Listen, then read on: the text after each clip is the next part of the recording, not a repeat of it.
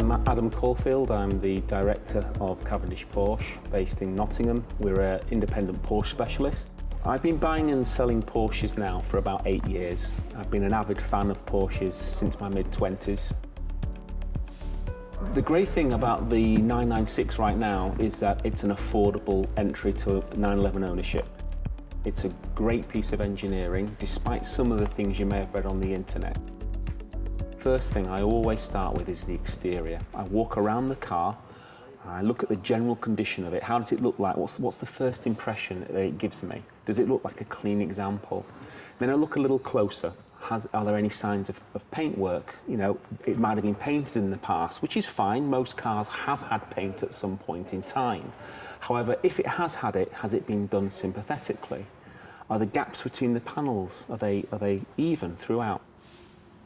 What's the tread of the tyres like? Put your finger in, feel for the wear bars, see how much tread you've got left on your tyres. Look through the alloys, look at the brakes. Is there a big lip on the discs? Do the pads look heavily worn? All indications of how well the car's been maintained. It's important to check the condition of the alloys. Obviously it's difficult to see if it's buckled, you'll feel that on a test drive, but visually, look at the condition of it. Is there any scuffs, scrapes? Any corrosion on the alloys? Are they split rim? Are they polished? Because polished alloys are expensive to refurbish, whereas painted alloys are a lot cheaper. If it's just the faces, you can budget on about £50 per alloy to put it right. If it's a polished alloy, then it needs to be sent off and diamond cut at a specialist, and this can be very, very expensive. So make sure you're happy with the condition of the alloys, and make sure there's not too much corrosion on the alloy as well. The interiors can, funny enough, be one of the more expensive things to rectify if they're in shoddy condition. If you're buying a car that has a light coloured interior, for example, such as a grey colour, they don't tend to wear as well, or they're certainly harder to keep up with. So what does it look like? Does it look shabby? Are you happy with it? Are there any scratches? Are there any tears or wears to the bolsters? This can be quite expensive to rectify. Then once I sit in the cabin, I just do some simple tests, some common sense things really. Do the windows operate? The indicators? The stereo? Sat nav if it has one? I just check the electric, just go through the car, make sure everything works as it should. Check through the service history, check through its book, make sure, is it an original? Open it up, look on the first page, see if it's got the factory sticker at the front. If it has, it'll have the VIN number clearly printed across it. Check that with the VIN number on the screen, then turn to the stamps. Has it been serviced to manufacturer specification? If it's an early 996, it has to have a minor and a major every 20,000 miles or 2 years, whichever comes first, and you do it alternate. But then it needs to have an annual service on top of that. If it's a facelift, a 2002 onwards, you don't have to bother with the annual service, but it needs to have been serviced at least every 2 years or 20,000 miles, whichever comes first. Make sure those stamps exist, because that can have a massive impact on its value. If it has its old MOTs and its old, some old service invoices, all the better. Anything that can back up its service history will help when you eventually come to sell on the car. Mileage on a 996 will have a real impact on its value. I wouldn't necessarily be too put off by a high miler car, as long as there is strong evidence that it's been well maintained throughout its life, and all the things that could wear through time have been changed at some point, such as a clutch or suspension components, brakes, tyres, common sense items. Just make sure that they've been done. Make sure you do your homework, and as long as it stacks up, don't be put off by a high miler, as long as it's priced correctly for its miles. Test drive will give a lot away about the car. Firstly, it's imperative that you test drive it. Can you get on with the car? Do you like the feel of it? It might be the first time you've ever driven a 996 or a Porsche for that matter. But when you do, there's a set number of things that you need to be looking out for. Firstly, how does the car handle? Is it pulling to the side? Is it driving nice? Is it driving tight? If it's a manual, does it go through the gears smoothly? There's no crunching, there's no notchiness. What does the clutch feel like if it's a manual? Is it biting high? Does it feel heavy? Can you hear at low speeds any knocking or any creaking? Because if you can, especially if you go over, say, speed bumps, that's a sign that there could be a problem with the suspension. All these little indicators are telling you that there are issues and there are things that need to be looked out for, need to be attended to make the car right. So a test drive can give a lot away about the car. When the car is up to temperature, so you need to make sure you've given it a good old drive, driven it for a while, the coolant gauge should be roughly at 12 o'clock. If it's running any hotter than that, then there's an issue with the coolant. On the oil pressure, when it's up to temperature and it's at idle, you really want it to be between 1 and 2 bars. When you're at about 4,000 revs, you want it to be 4 to 5 bars. What you'll notice when you first turn the car on and the engine is cold, that the pressure will run higher. That's fine, that's normal. It's because the oil is thicker and it thins off as the engine gets hotter. When checking the gearbox and clutch on a manual vehicle, you always want to check to see it goes into each gear nicely, smoothly, with no crunching. The manual gearboxes were prone for synchros to wear, so particularly check the second gear and make sure that it goes in well. With your clutch, if it's heavy, it doesn't necessarily mean the clutch is wearing out. It just means it can be old and it's got a lazy pressure plate. We want to check for how high the clutch is biting as well. The higher it bites, the more worn that clutch is. Again, you know, you're into £800 to £1,000 for a clutch replacement, so it's something you really want to do. On a Tiptronic car, obviously there's no clutch to be concerned about, so that's one thing that we don't have to worry about. But make sure again that it goes through the gears okay. Look on the dash because it's automatic and make sure it goes through all the gears. It's quite normal to start off from second gear from a standing start. It's not a fault, it's a characteristic of the gearbox. The Tiptronic gearboxes are pretty robust and don't usually have any major issues, but they can be prone to leaking. So again, stick your head under the car if you can, have a good look at that gearbox and just see if there's any leaks there. Because again, that can be quite an expensive repair depending where the leak is.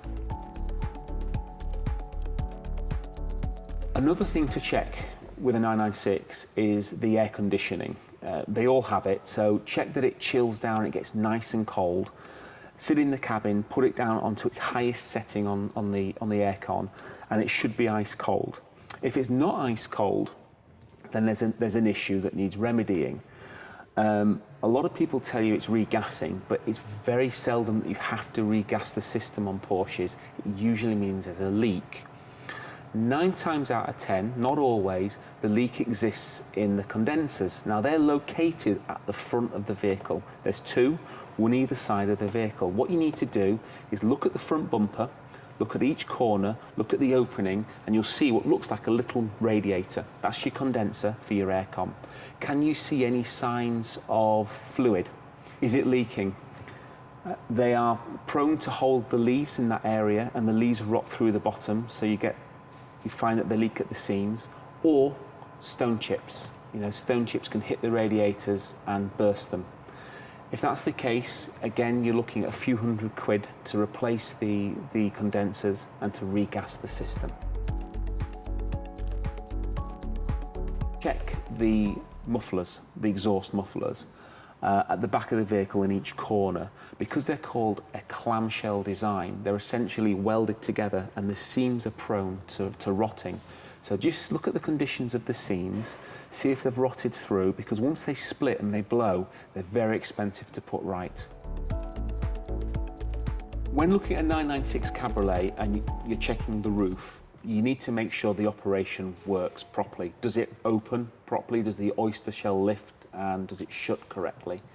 Does the roof close properly? When you first unlatch it, do the windows drop? Because sometimes the windows can fail and they don't drop properly, so you can't shut the door properly. Check for these things. As long as they work properly, then all should be well. If you're buying a 996 Targa, make sure the roof works, because they can be problematic, and if there is a problem with the roof, they are expensive to remedy. So just make sure it opens properly. Does the blind open and shut correctly? Does the glass slide back all the way, and does that close properly? Are there any funny noises when it's opening and shutting? And also check when you're driving the vehicle, test driving the vehicle for the wind noise. You will get a bit more wind noise than you will with a coupe, but it shouldn't be excessive. When buying a 996, the options that are on that car will reflect in its value, its screen price. The more options, the more expensive the car will be. Now, consider, are these options that I want? Do I need them? Because at the end of the day, you're buying it because it's a sports car and it's a Porsche. Some options such as sat-nav, cruise control, switchable sports exhaust, sports suspension, they're very desirable, but they will ultimately cost you more money because the car will be of a higher price because it'll be worth more. So do you need them? But options are a big thing with Porsches in respect of how much the car is worth. If you see anything on the vehicle that you think is aftermarket, ask yourself, are you okay with that? And it might be that you are. It might be that they've upgraded the sat-nav because they're not the best, if I'm being honest with you. And they may put an aftermarket sat-nav in. If you're okay with it, fine, you're buying the car at the end of the day, but make sure it works and it functions as it should. But ask the customer if they have the original part, because if they do, it's quite nice to include that as part of the sale, because one day you might want to sell this car too. And if you do, at least you're giving your future buyer the option of taking the car back to factory if they want to. If you're serious about buying a 996, you've probably already done some of your homework online and read a little bit about IMS failures. An IMS failure is essentially a bearing that over time, through oil seals failing and oil contaminating the grease in the bearing, causes the steel bearings inside the bearing to collapse. It's very difficult to detect an IMS problem because the IMS either fails or it works, simple as that. The good news is there are a lot of solutions out there that can help alleviate the problem with the IMS, such as ceramic bearings, oil-fed IMS solutions. They're all very well documented on the internet. But to put it in perspective, the amount of IMS failures we see a year are probably 1 to 2, and we see a lot of cars. The other potential issue is the bore scoring. Again, like the IMS, the bore scoring, it is an issue. It's thankfully something that can be remedied should it happen. But again, like the IMS, there's a heck of a lot of 996s out there that never, ever, ever have an issue. So please put it in perspective. With bore scoring, there are a few things we can check for, or that you can check for without needing a specialist. Things like, can you hear a ticking noise, a low-end ticking noise? Which is what you'll get with advanced bore scoring. Look at the back of the tailpipes. Look at the left side bank. Is it sootier than the right side bank? If it is, chances are it's picked up on a cylinder or two. If you want to be really belt and braces about it, take it to a specialist. They can check those things for you that I've already mentioned. Plus, they can do a boroscope at your request to see if any scoring exists. Another important point to make on bore scoring is that on the 996s, on the GT cars and turbos, they don't suffer from it because it's a completely different block. You've probably read about RMS leaks. Now, they're not dangerous to the car, the car's not going to blow up or do anything silly, but a leak is a leak and it needs attending to. So what you need to be doing is stick your head underneath the back of the vehicle and try to locate where the gearbox meets the engine. And where the two meet, they have a seal between them. That's the RMS, the rear main seal. That's what it stands for. Is there an excessive amount of oil at that point? If so, that's something that needs attending and can be several hundreds of pounds to put right. If there's a little bit of misting, in all honesty, it happens and it's typical of all Porsches. You're just looking to see how bad that leak is. Always ask the question if it has its spare key, because a spare key on a Porsche is very expensive. You have to buy the head, the blade, and then you have to have it coded, so you can easily be into well over £200 to have a replacement key. When you're looking at a Carrera 4, there isn't a great deal of difference when you first look at it to a Carrera 2. A 4S is easy because it's a wide body, so you look at it, you can see the difference straight away. But the differences are subtle. How do you know whether the seller hasn't just put a 4 badge on the back of the car? Because people do that. Well, there's a few things to look for.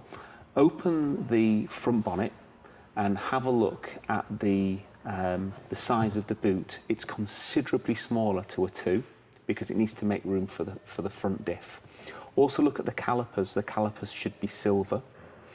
Familiarise yourself with the front of the 2s. Look on some of the websites to see what a front bumper looks like on a 2, because on a 4 it's a slightly different style. And of course the obvious is check the logbook. Or what you could do is you could call Porsche, ring any Porsche dealer, give them the VIN number, and they will give you the options and the make, model and year of the vehicle. We get many customers that come to us, and it happens day in and day out, where they've gone and bought a car and then they've asked for us to inspect it, and then they're surprised to find that there are things that need to be sorted. So you don't want to do that. Really, the key is put your hand in your pocket, spend a couple of £100, find a local specialist local to where the car is, get the car to them, don't get them to the car, because they can do a lot more by getting that car on a ramp. Have it inspected, and it'll save you a lot of money in the long run doing it that way rather than the other way around.